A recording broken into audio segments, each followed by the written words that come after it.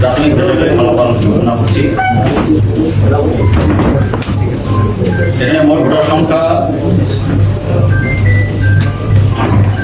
4,05,297। মোট ভোট কেন্দ্রের সংখ্যা 166। ফলাফল প্রাপ্ত ভোট কেন্দ্রের সংখ্যা 167।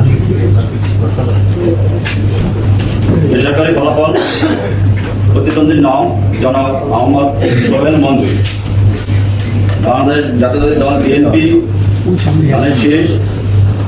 প্রাপ্ত ভোটের সংখ্যা 1,05,185। জনাব Faisal Khan, Amar Bangladesh party AB party eagle প্রতীক। প্রাপ্ত ভোটের সংখ্যা 390।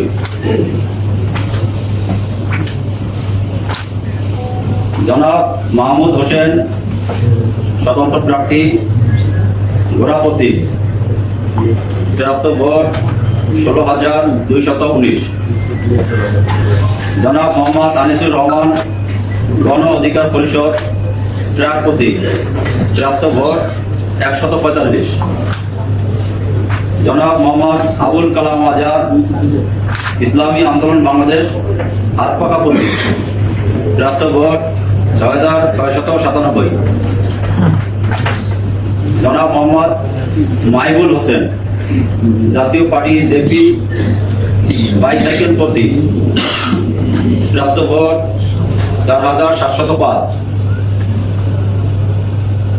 জনাব শামীম সাইদি, বাংলাদেশ জামাতে ইসলামী দায়ী পাল্লা প্রতীক। প্রাপ্ত ভোট 96,897। মোট বৈধ ভোটের সংখ্যা 2,30,238। বাতিলকৃত ভোটের সংখ্যা 4,999।